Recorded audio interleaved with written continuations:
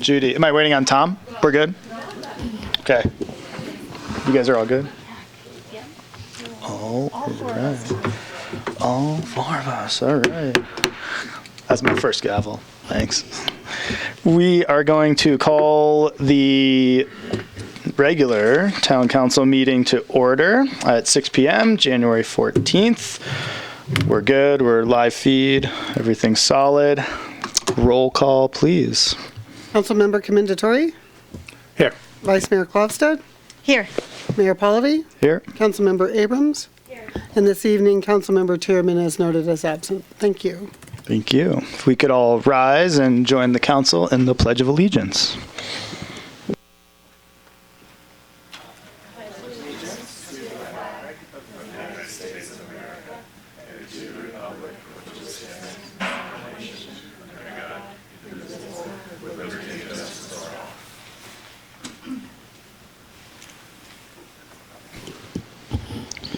Thank you. And we're going to move into public comment. This is an opportunity for members of the public to address the council on items which are not on the agenda.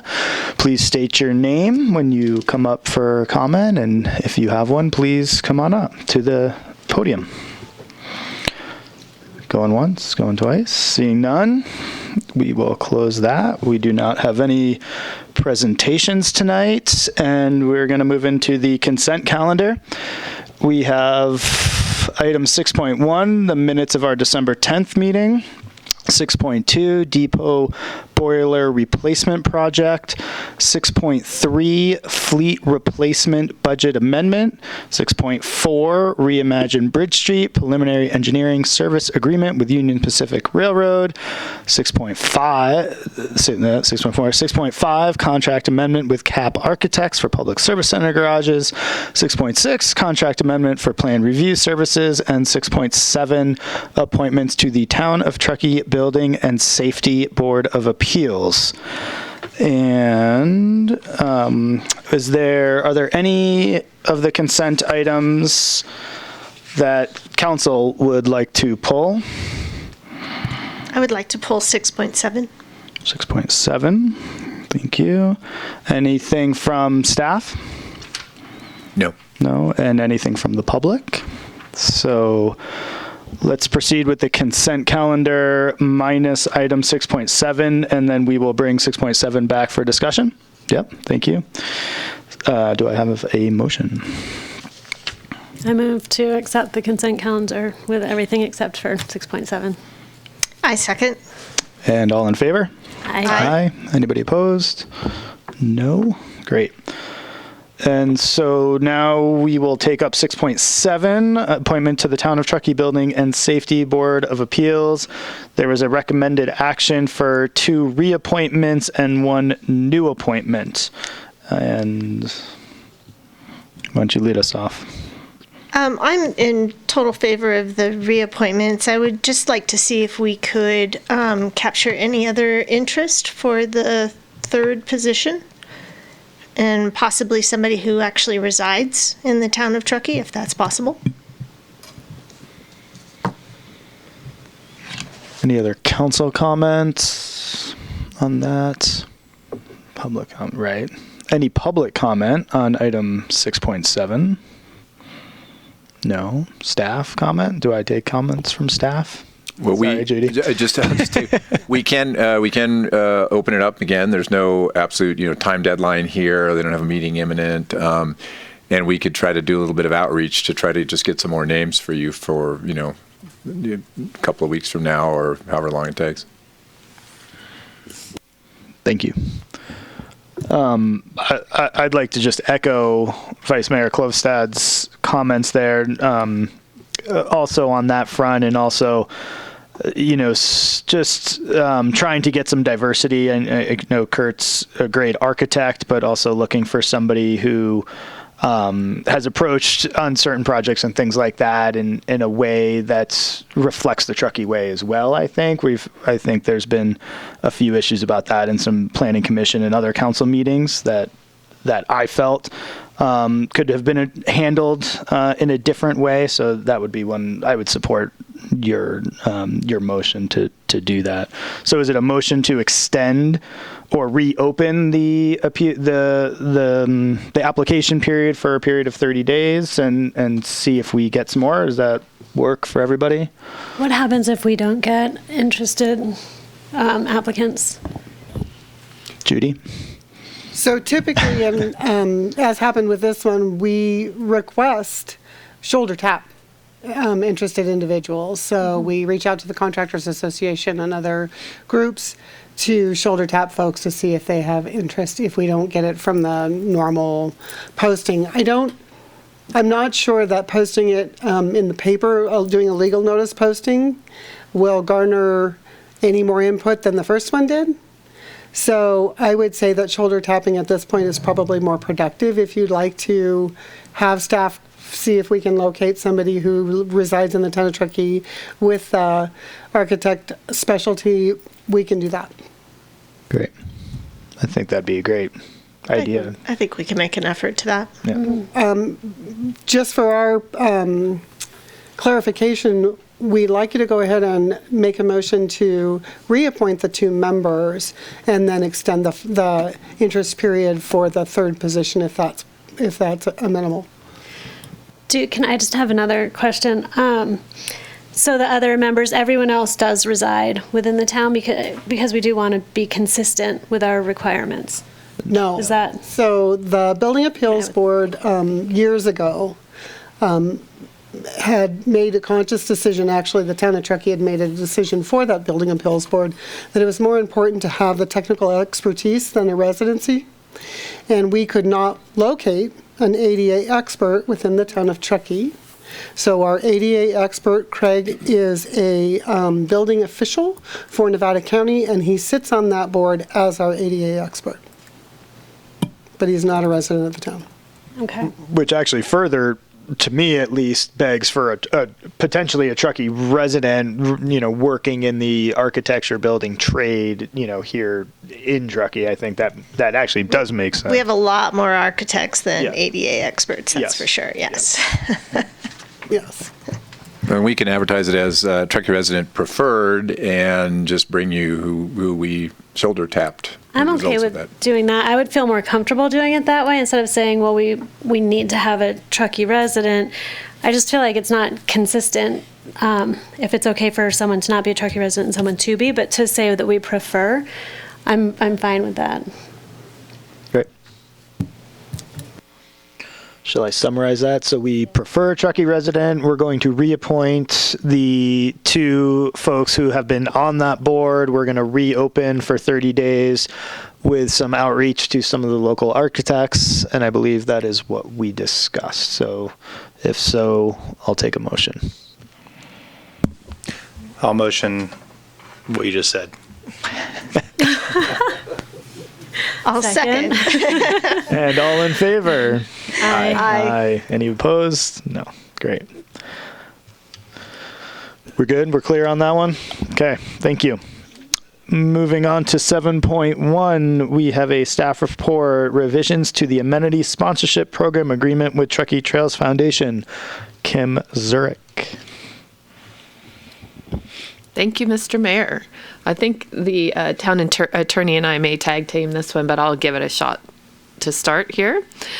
We did come to you at your last meeting in December, and you approved a Trails Amenity Adoption Program that would be administered by the Truckee Trails Foundation, and that's to allow folks who want to put a plaque with their name on it as a sponsorship with some of the trails amenities that we have on our wonderful paved trails. The language that you all had agreed to and reviewed in that agenda package has what we would call the quote-unquote normal indemnity protection that we require folks with whom we contract to cover the town in case of any claims that arise out of the relationship with that contract provider.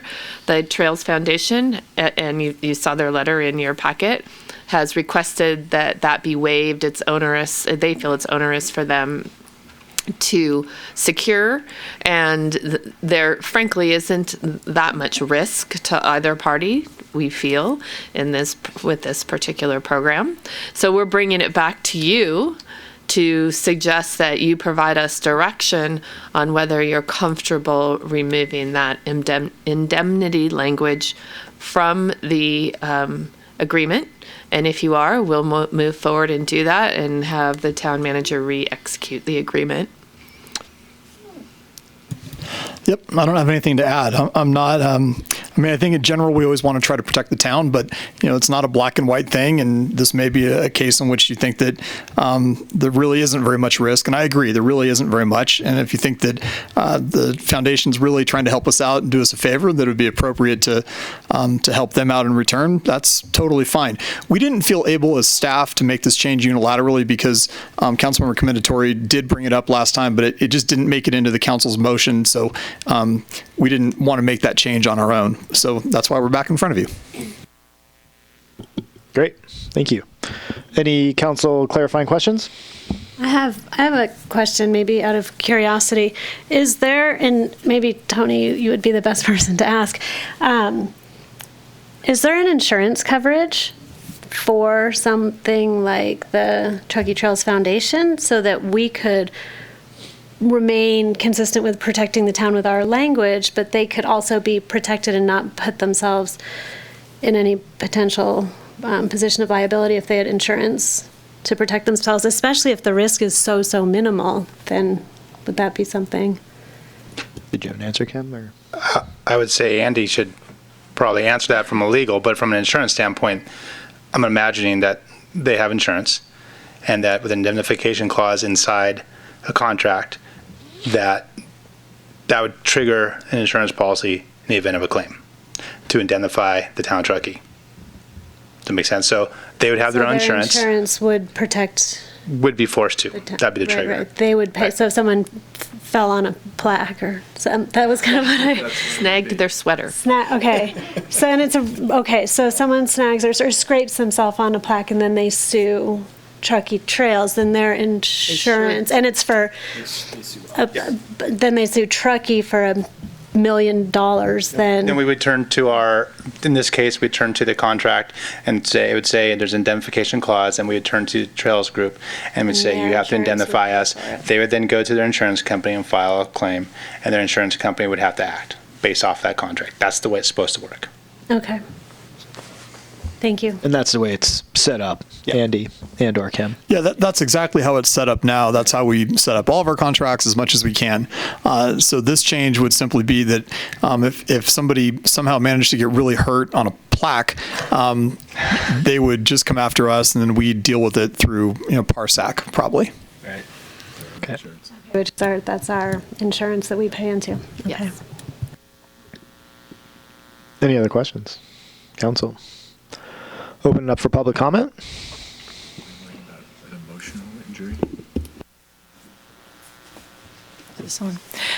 Good evening, Mayor Pallavi and Council. I'm Allison Pedley with the Truckee Trails Foundation. I'm really sorry to be back here because we all thought this was a done deal and happy and celebrating, but I did have a couple board members who heard the conversation and decided to hit the rewind button and see if we could reconsider. We do have insurance, and I believe it's a pretty good policy, but I think there was just a little sense of we're a tiny little nonprofit and but also the volunteer board, as mentioned in the letter, they're at risk themselves personally, and I think that was one of the bigger fears was that a lawsuit could end up resulting in some personal loss. And again, I mean, in my wildest dreams, I can't imagine, really. But my board asked me to come back, so I came back. So it would be great if you could reconsider and approve removing that clause. Thank you. Thanks, Allison. Any other public comment on this item? Seeing none, I'm going to close public comment and bring it back for council deliberation and or a motion. Would you like me to start? Please. Sounds great. Okay, so the quick background is indemnification clauses are very common in contracts with subcontractors or any kind of probably agreement where there's a relationship and they indemnify one versus the other, or they indemnify each other for their operations. And they make a lot of sense. The town does the right thing by doing that. My comment to last meeting when I brought that up was not really to open a can of worms, although I did. But I see the town's relationship with different entities, there's different situations or different relationships. Obviously, if it's for a for-profit, that entity is gaining something out of it for whatever contract they join in with the town, that's a requirement. Indemnification clause is a no-brainer. Then you go to nonprofits, and nonprofits could be a gain for them as well. And in that case, it might make sense. In this case, I view this as something the town doesn't have the staff or the ability or desire or whatever reason to do this project in getting sponsorships and putting plaques on benches and whatever else you put them on. So it's kind of, to me, it's kind of like they're kind of doing us a favor, and we're working together, and it's not about the size of the nonprofit for me, it's about what's the relationship. And in this case, at the end of the day, it's the town's property, it's the town staff. We're gaining, as a community, is gaining from it, and they're just a facilitator of that. That's why I brought it up, and that's why, in this case, it makes sense to me to look at it's the town's problem, and we should hold it, and not them. So that's why I brought it up, and that's kind of the background. You have any questions? No, that was great. Thank you. I wasn't at the meeting. I was out of town, so I appreciate that. Thank you. Any other comments? Do we have a motion?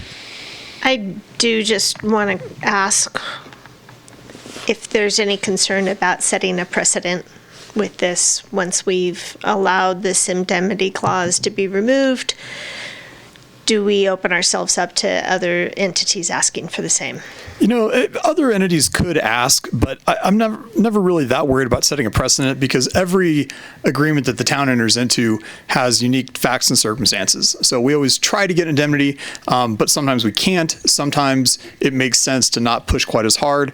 And I really think that, as I said, things are not black and white, and we just have to make the best decision we can in whatever the circumstances are. So I personally am not worried about setting a precedent. And as I said, and Kim said, I don't think really there's very much risk in this particular case. Okay, thank you. Can I add one other little thing? It's not really to change or thing. It's just for a clarification. In my profession, I'm presented with this question about 19,000 times a day, and it usually always makes sense. But you often find these little entities doing something, and with all due respect to Andy, it gets put in there by attorneys, and it's part of the process. And the insurance companies push it, and it's really, really, really good tool, and it's good to use. But sometimes it's blanket. It's a big blanket. They just do everything, and that's a requirement. And it doesn't always make sense, and that's kind of where my little rub with it comes from. So. I think I'm okay. It's weird because I'm so used to being very, very consistent with all of our decisions. And I know we've had a few other of the indemnification talks around easements and other decisions to make with that. But it makes sense when the town is getting a benefit. And I think when we point out, or when you're being very clear about the fact that it's a small nonprofit, and that's one of the reasons why, that it's not an individual or a large for-profit, that it is easier to be less consistent with the indemnification language. So I'm okay with that. I appreciate the work that you do, and the trails, and I think it'll be really beneficial for the town in general, so I'm comfortable with it. Sounds like you guys all are too, and you've discussed it a lot longer. You got a motion for us?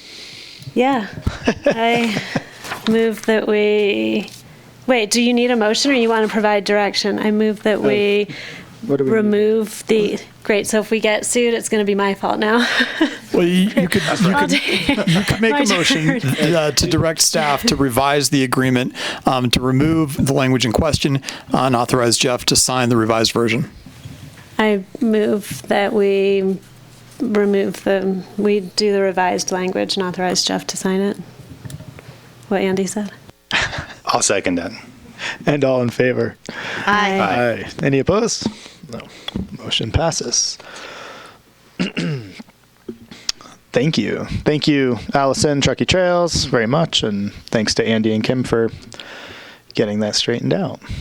Item 7.2, potential sale of town-owned property located on Rue Ivy. Andy, or Jeff, sorry. No, it's Andy. Andy, yes.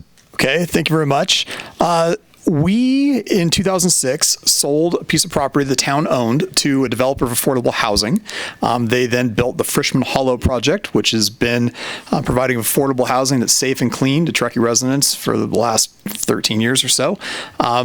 And at the time, it was contemplated the town might sell another piece of land the town owns immediately adjacent to that for the same purpose. So we've had some discussions with the same developer that built Frischman Hollow. They approached us last year and said that they'd be interested in buying the rest of the town-owned land for the purpose of developing affordable housing. Then we had a lot of discussions. They went off and applied for a low-interest loan from the state to build affordable housing. They got approved for that. And up until New Year's Eve, we would have been able to just sell them the land. But the law has changed now. So as of January 1st, we can't just sell surplus land to people. We have to go through a process of doing it. And we are given two options by the law. One is to do a competitive bidding process and see if anybody wants to buy the land specifically for the purposes of developing affordable housing. 3/4 of the housing would have to be affordable to households of low income, and the remaining 25% could be affordable to households of moderate income. Low income being anything up to 80% of AMI, and moderate being between 80 and 120. The other option is to do a notice of availability, where we send out notice to the state of California and the rec district and the school district and other people that might want to build housing, and see if anybody's interested in buying it. Of the two options, we, the staff, think that the competitive bidding process for affordable housing is the appropriate one. For a couple reasons. One is that this site was always intended to be affordable housing. The council has identified repeatedly that affordable housing is a priority for the community and for the council and the town. And we could turn around a competitive bid process faster, I think, than the notice of availability process, where we have to give everybody 60 days to respond. The developer that we talked to last year and have had further discussions with, I think that they're a very genuinely interested party. They've got a great track record in Truckee. They have all their ducks in a row. They've got their financing lined up. They are ready to build. They have a plan. They have documents in that the planning staff are reviewing. They're really ready to go. So I think if we did a competitive bid process, I think they would be an extremely competitive bidder. It might be the only bidder we get. And we could then decide what to do from there. There is an appraisal on the property. I'm not at liberty to share the details of it publicly just yet, but we don't know if they would offer us the appraised value or some lesser value. But what we're looking for tonight is just direction to either do the competitive bidding process for affordable housing or to do the notice of availability process that could be for other kinds of uses. And if you pick one of those, then we would run it. We'd either send out the notice of availability, or we would put together a competitive bid process and do that on your behalf. And then we'd come back to you with the results of whatever process you direct us to do, and then there would be a further decision to be made about moving forward. So that's all. We're just looking for a little direction on what's the best thing to do for the community with this piece of land that we own, and how best to serve the community through the sale of the property. Thank you, Andy. Any council questions? Jessica, you got anything? Start over on your end.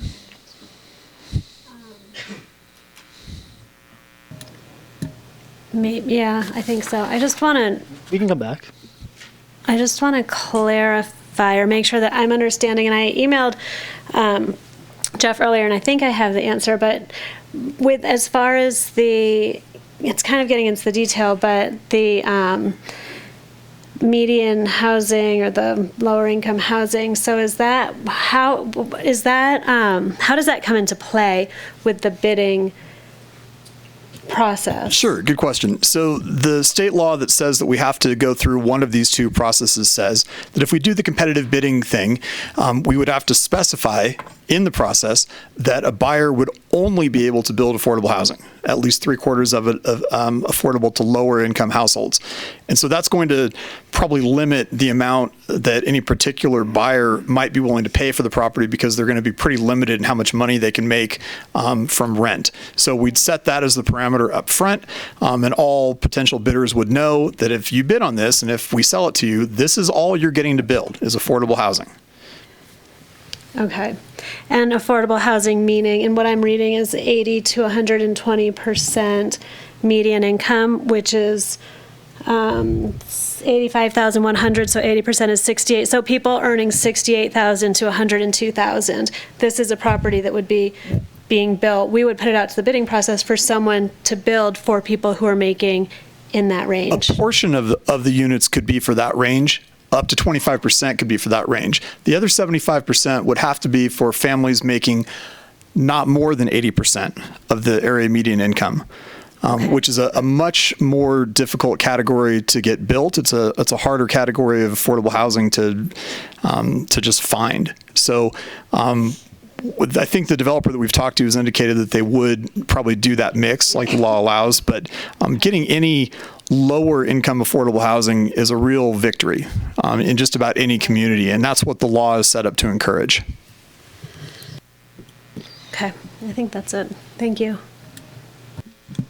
About how many units do we expect to get out of this property if we were to move forward with this opportunity? About 668.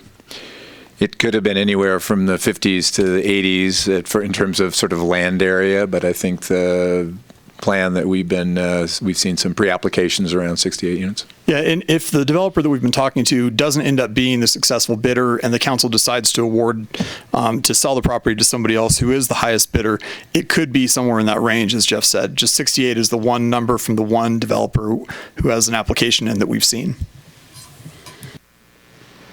And this again is a potential purchase, not a lease. That's correct. In the affordable housing context, I think it would be difficult to find somebody who wanted to enter into a long-term lease with us. I think it would significantly complicate their efforts to obtain financing to construct a project. So this is a purchase as currently contemplated. Thank you. Tony? Good. And I neglected, I neglected to disclose that I spoke with Andrea Clark today, who's one of the project proponents prior to our meeting. So I should have done that in the beginning. I apologize. And my only question is, if we do proceed with the competitive bidding process, we would set a minimum of 30 days. We could go longer, but we can't. 30 days is approximately what our normal bid process timeline is. Yeah, that would be our recommendation, really, would be 30 days. The one applicant that we're aware of, the one potential bidder we're aware of, has indicated that if they end up being able to buy the property, they would really like to break ground in May. So I think that the more we can do to expedite the sale, the better. And they may not be the high bidder, and that's fine. But I think 30 days that's a pretty fair amount of time for a bid process to run. I think anything shorter that might not be quite fair, but if you run it longer than that, it might delay actual construction. Great. Thank you. I'm going to open this item for public comment. Anybody wishing to address council on this item? Step on up. Come on. No. All right. Closing public comment. Bring it back to council for direction. We're looking to provide direction. So no motion needed, just general sentiment on where we want to go with this. Well, clearly we need to accommodate the new law. And we know what we want to have happen on that property, so this makes perfect sense to me. I would recommend that we move forward with the competitive bid. I agree. Great. I agree. Yeah, I think a motion to that effect would be helpful, just in case anybody ever inquires. Motion. Got it. Okay, then. You're throwing me for a loop here. I'm trying to do the best I can. I want direction. You want a motion. Can we, I brought up the idea of a motion just because it's a sale and that has some legal implications. A motion might be great. Trying to be clear. Got it. We are looking for a motion. If anybody up here would like to make one, We're going to move that we that the town-owned property on Rue Ivy go up for competitive bidding process specific to developing affordable housing. Second. And all in favor? Aye. Aye. Any opposed? Motion passes. Okay, thank you for that direction, and we will work on putting together the competitive bid package just as soon as we possibly can. We'll try to make that hit the street very, very quickly. Great, much appreciated, and the sooner the better. If they truly are going to break ground in May, let's keep them on track. So thank you. And now, where are we? 7.3. I'm going to turn this over to Jenna. We know that we've never, ever talked about planning staff needing to be increased to be able to handle a difficult workload. So we're just going to hear about this for maybe the first time. Yeah, so like Jeff said, I think we've talked about this a lot. Well, I'm finally here asking you for more staff. And in particular, I'm asking you for a single new staff member. This would initially be at the development services technician level. What this means is we'd be looking at about a $35,000 increase for the remainder of this fiscal year. And as is probably no surprise, this is really related to kind of a steep increase in private development applications that we've seen over the last several years. And then really just kind of the overall workload that we have right now and what we see in the foreseeable future. So I'm just going to quickly go through sort of what has been keeping us busy. I think this will be no surprise to any of you up there. We've got our general plan underway. We're in really our second year of that process. As part of that, we also have what we're calling House Truckee First. We just recently received $160,000. Where did he go? $160,000 grant to look at a series of rezones within our community, and we'll be coming back to you very shortly with some ideas related to that. We also were awarded a $250,000 grant through the state for a land use plan for Envision Donner Pass Road, or Envision DPR. Sorry? Do you want me to pause? I can. Yeah, if you. Okay. Oh, it's back. I kicked something and everything fell. I apologize. I did not mean to do that. Okay, let me know when you're ready. I think we're good. You guys got your screens back? Okay. Okay. Tom, we're good in the back? Okay. Sorry. We've also got an interesting project ahead of us related to creation of new dock and pier regulations for Donner Lake. That really relates to a pretty substantial change that the state recently made to the way they regulate docks and piers. And what that means is that we need to go through a process to change our regulations. That is something that we really didn't have even on our radar a couple months ago. So that's a new project that's headed our way. This one down here is the Department of Conservation, and that's related to Division of Mine and Reclamation. We have a requirement handed to us from the state to oversee the 2 quarries that operate within the town. So that's kind of an ongoing commitment on our behalf.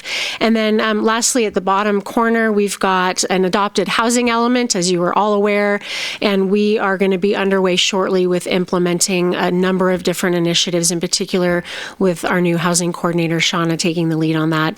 And then we'll be continuing to work on some policy development, because we all know that there's going to likely be a second round to our housing element. So unfortunately, I couldn't keep everything to one slide. We also have sort of oversight and implementation of all of our planned community areas. So we've got Planned Community 1. That's the Coldstream specific plan. As you are probably aware, that site is under construction now, and there are folks hoping to go vertical in the near future. We have Grace Crossing. That'll be back before us, as we know, part of the SB2 process.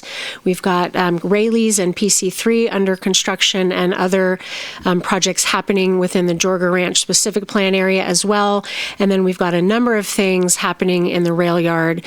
And then in addition to that, the Tahoe Forest Hospital District, while they're not a community plan, they have a number of projects that we're currently reviewing or will be reviewing in the near future that are going to be keeping us busy for quite some time, including potentially a unique change in our general plan to really specially designate a campus plan area for the hospital.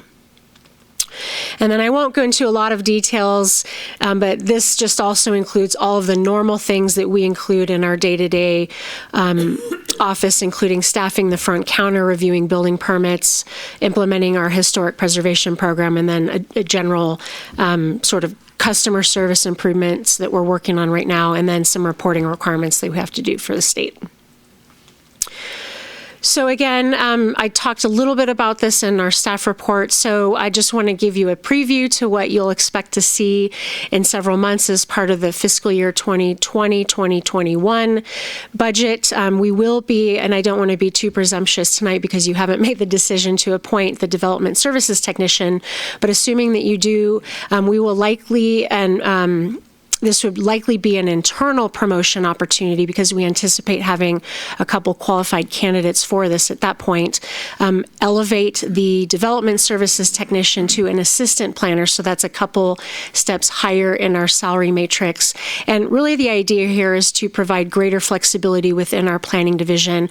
Obviously, a higher staff person is then able to do a wider range of duties within the division. So that's really where we see ourselves headed again, recognizing the workload that we foresee over the next several years within our division.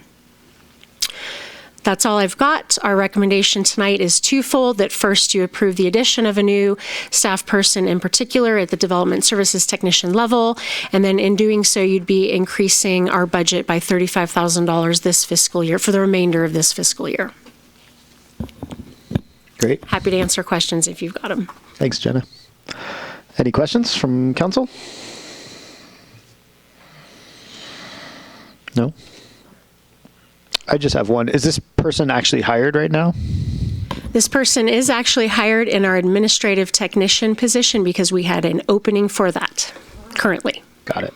And so this would be a promotion to the next one? This would be an immediate promotion, yes. I read that somewhere. Thank you. She's been here she's on her second day. Second day. Awesome. Oh. And so then we would be and she's here. She's actually here. We don't have to speak in third party. You will be, welcome. You will be meeting her in 2 weeks. Got it. So then we'll have to go out to replace the current admin assistant. We are in that process as well. And we've conducted interviews last week, and we think we know where we're headed on that as well. Okay. And my only question was, I thought that we approved a planning position to start in January through our current budget process. Like, did we ever approve that, or that never quite got approved? That was just discussed? Yeah, we discussed it, and we had it kind of as a placeholder in our mind of, you were willing to revisit that with us. Got it. And so we took the time to think about it, and now we have revisited. Okay. This is really the result in many ways of a very fortuitous recruiting process, because it's tough to recruit planning professionals, especially right now with a great economy and people working all over the state at pretty high salaries, and we're a little Truckee, and it's kind of hard. And when they went out for assistant planner, Kirk Skierski's position, if you recall it, we ended up getting a few excellent candidates, and this is in part a response to really having a great opportunity here in terms of trying to find the best and brightest. That's great. We're lucky. Any public comment on this agenda item? Seeing none, I will bring it back to council. I think it's crucial that we do whatever we can to support our planning department. And if you need more staff, and I feel like we've said it, I remember hearing Dave Tierman say it maybe at a budget meeting, like, with whatever you guys need, I'm happy to back it. If you need more people, yes, we'll give you more people. So that's where I'm at with that one. Yeah. I think we've affirmed that a couple of times. Great. Anybody got a motion for us? Yeah. Can I make motions? Yeah. I mean, that we approve the addition of a development services technician to the planning division with a budget increase of $35,000 to accommodate the change for the balance of the fiscal year. I'll second it. And all in favor? Aye. Aye. Anybody opposed? No, great. Thank you very much. Thank you. Appreciate it. Do we get a name? Can we get a quick introduction since she's here? Sure, I'm happy. Allie, if you could raise your hand and just wave. This is Allie Ballestero. She's a recent Truckee resident, moving from which city? San Francisco. Her undergrad and graduate both were at Stanford, and we are super excited to have her as part of our team. Great. Welcome. Thank you. Thanks for coming tonight to be here as well. So thank you. Thank you, Jenna. We're cruising. 7.4. Judy, Council Committee and Liaison Designations for 2020. Good evening, Mayor and council members. Typically, we do this once a year after the mayor and vice mayor change out, where those changes are plugged into this matrix, and then you guys discuss and give us direction on who you want to serve on the remainder of your committees. This was just discussed in April with Morgan Goodwin's replacement with Tony Commendatore. So the appointments here are relatively new. The changes have been plugged in for mayor, vice mayor, and it's in your purview now to discuss the remainder of these and whether you want to remain on those committees or trade them out with someone. So that's all I have, unless you have questions. And I can add that the mayor and I both received a communication from Councilmember Tierman, and he said he'd be very happy to continue in the designations he currently serves, which is GPAC, Sister City, Airport Land Use, Mountain Housing Council, and an alternate to the league. But he would also be amenable to options if people want to do some trading. But he said he's very happy to continue those roles. Does anybody need to shed any responsibilities and or feel very strongly that they would like to pick up any responsibilities? I think we're all we just did this exercise, so. I feel like I have a lot less than everybody else. I'm in a little bit of a time of transition in my personal life, so if we could, I would be happy to keep it like that for now until I see how much time I have. And is it possible to revisit in the future once my schedule stabilizes a little bit more? If somebody's feeling overwhelmed, I would be open to taking more on. I'm hesitant to do so right now without knowing exactly what amount of time I'm going to have, but I also want to pull my weight, and I don't know that it looks like I'm really doing that with the way things are scheduled now. So do you have flexibility in your schedule to do daytime meetings at this point? Or coming up soon? I think so, yes. Okay. The one that I think would fit that category is the Nevada County Redevelopment Successor Agency Oversight Board. That is hard for me to get to because it's always during the day. I think we have it in our report. When does it meet? So that organization meets typically once a year in order to adopt the Redevelopment Successor Agency recognized obligation payment schedule, which you're going to consider as the redevelopment agency tonight. Mm-hmm. So following this meeting, the oversight board will meet in order to consider both our ROPS payment as well as Grass Valley's. So Nevada County oversees both of those redevelopment successor agencies. Oh, okay, because I attended one a couple months ago, and we've got another one next week. That's not typical, but it does happen. Okay. Yeah, typically it would be once a year. Once a year, unless it's not. It's not. You had the extra one because we are proposing to do the refinancing, and that doesn't happen but once every 10 years. Do we know when the next one's going to be? Do we have that? Yes, it will be the 30th. January 30th. Okay, I'm not going to be in town that day. Yeah. So I could go to the next one. We can talk about it next year. So I would maybe make a. Do you have? Well, I was going to say, I'm fine with what I have, but also there's one that off your plate, but it's tied to another one, which I'm not too sure that's right. The timing's right, but with the chamber, I'm happy to do that. But with the T-bid, you're kind of deep into what you've been doing. Yeah, you guys. So I don't think that's a good decision. But when we get through that point, if that then becomes a spot I'm willing to do that. Great. I appreciate that. As far as I'm concerned, the ones that, if anybody wants to, the alternate on the Mountain Housing Council or what else am I on here?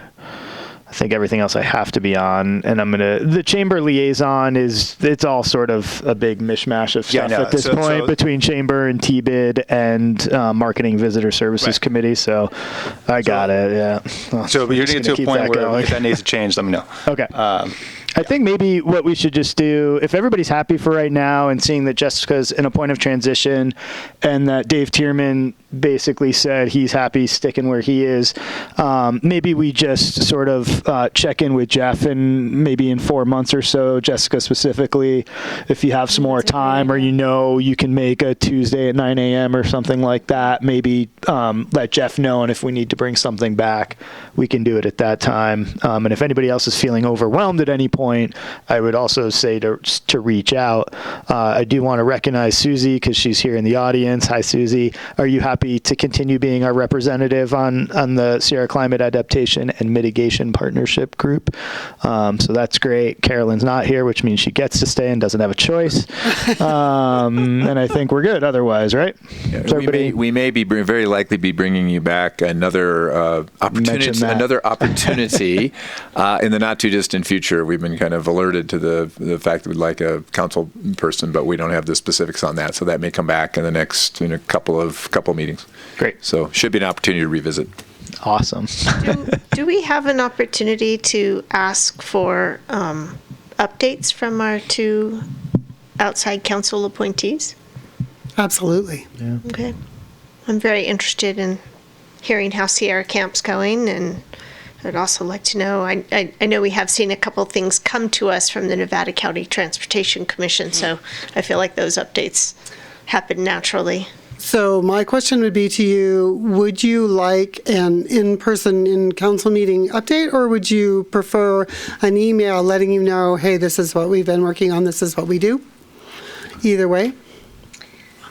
I think an email update would be fine, Perfect. And that way it can be shared with the department heads as it's applicable, and we all have the information. We can always ask further questions. Yeah, no problem. I'll be glad to ask that. I think that'll give us the opportunity to know when it's something that we do want to share with the public for one reason or another. Hey, look at what we're doing here, or anything on the spectrum of concern. So. No problem. And Dan Wilkinson, his staff also bring to you from time to time items and information about the Transportation Commission. Right. Absolutely. Right, because it's, yeah. Yep. Great. Good additions all around. Everybody good on this one? Yeah. Okay. Yes, I sure do. I would like to open public comment on this agenda item. If anybody has a comment they'd like to, please step up to the podium. Seeing none, we will close public comments. Thank you. And we've made our adjustments. 7.5, town attorney pay adjustment. Sorry, I know. Jessica challenged me before ahead of time here, so.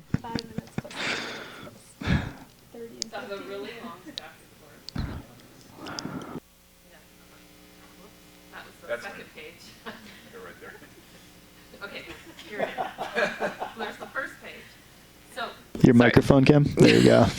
So as the council knows, you each contributed to a annual assessment, performance appraisal review. That was 3 nouns, of the town attorney at the December meeting. And based on that, based on his contract, it's at the council's sole discretion on whether he receives any type of pay change, or in his case, a proposal of one-time compensation, because he's at the top of his pay range. And so, and you directed me to bring this back, and we need to do this in public, and the whole thing needs to be read exactly out loud per California state law. And so what is proposed here is a one-time payment amount. This follows the standards set with the town's memorandum of understanding with its 3 employee groups, where we have a pay for performance program. And for someone who's reached the top of their range, they receive a one-time amount. And therefore, there's no, that goes away for next year as you reconsider pay for the following year. So there's no compounding, in other words. So the recommendation is that you award a one-time amount of $10,650 to the town attorney for his performance in the last fiscal year. Great. Thank you. But I feel compelled to point out that it's totally discretionary and you don't have to at all. So don't feel compelled. Would you like to say anything else? In favor or against yourself? No. Are you sure? All right. I have a question. Please. That's okay. Go for it. And I think you missed our last meeting where we performed his evaluation, right? Were you there for that? and I couldn't print out the form, so I just tried to email Kim, and I was like, "He did a great job." Great. So it was a little vague. Sorry. So I don't know how it works. I know in my industry, if you get a one-time performance-based pay, that's taxed at 50%. What's the tax implication to any, and is there a way to spread it or to do it differently if there is a significant tax hit on a one-time performance-based pay versus like a salary? I can field that one. Just to make sure you get the most net income if we decide to go ahead and approve this. What you're describing is taxation of bonuses, and bonuses are not actually taxed at any different rate than regular salary. It's exactly the same. It's just that some employers withhold taxes at a higher rate, but when you do your taxes, it's all the same. It's all just one big pot of income. So whatever you choose to give me, whether it's 8 cents or this number on the screen, I'm going to pay taxes on it at my marginal rate. Doesn't matter whether it's base pay or this one-time thing. It's all the same. Okay. Isn't that cool? Our town attorney understands financial stuff too. Well, my dad's a financial tax planner. lawyer and CPA. I've heard about this stuff over the years.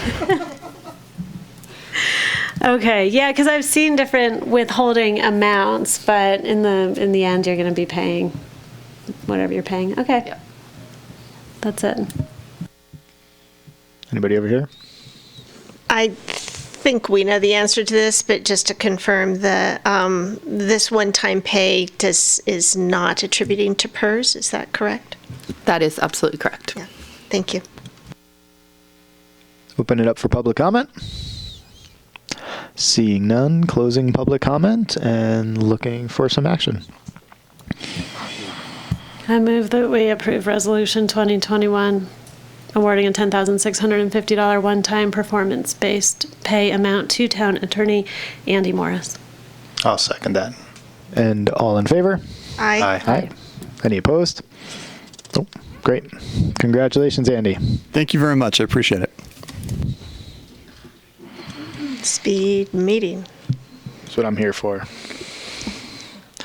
And I think, should we do, Judy, do we do council reports and close this meeting out and then open to the redevelopment agency?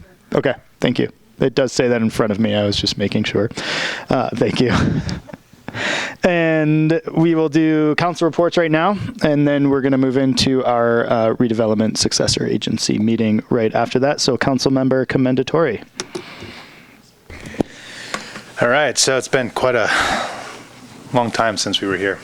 I was kind of reviewing what I did this last month, besides Christmas and New Year's fitting in there, traveling to Cabo. I attended we had 2 committee meetings for revenue for the housing measure committee meeting, yes, and one last month and one this month, and I think we made some interesting, good progress that will be coming back to the town council. Also attended actually this morning. Well, you were there, Anna. Good morning, Truckee. And the last thing, we had a meeting this last week or so regarding the wildland fire and the town's role within wildland fire in our area or emergency management services in our area and kind of what that fits. So we kind of had round 2 of that conversation as well. So that's about what I remember. I think I did. I was just looking back. Our last council meeting was December 10th. So go ahead. Councilmember Vice Mayor Klostad. Well, Councilmember Commendatore and I have been making the circuits together. Good Morning Truckee this morning, where we got to learn about Truckee Springs, which was pretty exciting. That's that piece of property that is across the street from the old Corp Yard that the Truckee Donner Land Trust is looking to purchase. And we were supposed to hear from Jennifer Montgomery this morning about fire, but something happened, so we ended up learning all about new business law from Porter Simon. It snowed, right? It snowed. That's what it was. That's what happened. Okay. I also did my normal circuit of monthly meetings with the Climate Vulnerability Study, the GPAC Climate Subcommittee, and the GPAC. I also met with our first mayor, Miss Kathleen Egan, about a library for Truckee, which was very interesting, and joined Councilmember Commendatore on the wildfire prep meeting with several staff. That was very interesting, and both Chief Leftwich and Chief Celine. And then last but not least, I was inducted into the Seroptimus International Truckee Donner Association, and so now I'm a proud Seroptimist. Congratulations. Thank you. Yeah. I don't think I have any reports. I've been out of town a bit. I have a new employer, but yeah, so great. we'll see how that goes. Great. Thank you. And yeah, I've been really busy in my day job, so I attended fewer meetings actually over the past month, but with Councilmember Commendatore, the two revenue ballot measure meetings now, all three, all done, hopefully seeing some of those recommendations come back to all of us as a group, maybe around the second meeting in February we were looking at. So that was extremely productive and really well run, and we have a really great consultant working on that. Just wanted to add that. And then a couple of TBID meetings, of course, both internally with our team. We have what we call an ad hoc committee, which is a few people from our team along with a few people from the TBID group, and then the full TBID meetings as well. So that all continues. And then an exciting program that's happening sort of in one of the things that I do, being backcountry skiing, but I've been helping the Truckee Donner Land Trust, the Tahoe Backcountry Alliance, and some property owners over on Donner Lake work out some parking and infrastructure issues over for what's commonly known as the Donner Lake Run, of folks who leave Sugar Bowl and end up down at Donner Lake and have been having some parking issues, and there's been some private property issues down there, and so there's been a really concerted effort to deal with that, and kudos to not just those two organizations, but the property owners over there, the Donner Lake property owners, for really being well prepared and really being proactive like none I've ever seen to find solutions to some of the things impacting their particular HOA. So just wanted to mention that, and hopefully we will have something really great to announce in the next couple of weeks, should that proceed. With that, we're going to close our regular meeting, and we are going to reconvene as the Town of Truckee Redevelopment Successor Agency, and everything is working. Do we need to do another call to order? No, we can skip that. We don't have to do a Pledge of Allegiance. We should open for public comment, I'm assuming. Yes. Anybody wishing to address public comment on the successor agency? So anything not on our agenda, please come on up. Seeing none, closing public comments, and we have a consent calendar for this agency. We have the minutes from our October 22nd, 2019 meeting, along with the approval of recognized obligation payment schedule for July 1st, 2020 to June 30th, 2021. And I will note, Councilmember Commendatore was not present at the RSA meeting for the minutes. Right. Thank you. Does he does he vote still on this? No.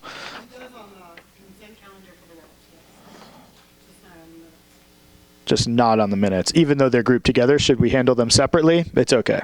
Thank you. Appreciate that. Anybody on council like to pull anything from the consent calendar? Staff? Nope.